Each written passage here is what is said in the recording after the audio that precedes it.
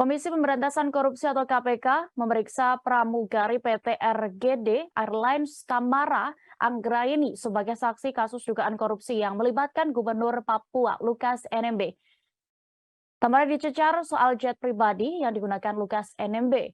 Pramugari itu juga diperiksa terkait pemberian uang dari Gubernur Papua Lukas NMB. Tamara diperiksa di Gedung Merah Putih KPK, Kuningan Persada, Jakarta Selatan pada Senin 3 Oktober 2022 kemarin. Selesai menjalani pemeriksaan, Tamara mengaku belum bisa membeberkan detail terkait pernyataan penyidik KPK kepadanya. Hanya saja ia sempat mengungkap bahwa Lukas NMB banyak melakukan penerbangan menggunakan pesawat jet pribadi. Namun untuk keperluan apa Lukas NMB menggunakan pesawat tersebut, Tamara tidak dapat merincinya.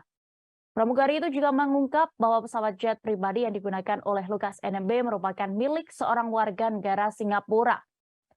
Terkait ini, Kepala Bagian Pemberitaan KPK Ali Fikri dalam keterangan tertulisnya hari ini Selasa 4 Oktober 2022 membenarkan terkait pemeriksaan terhadap Tamara. Tanya soal penggunaan private jet first class, Tamara juga diselisik KPK soal dugaan aliran uang Lukas NMB ke sejumlah pihak.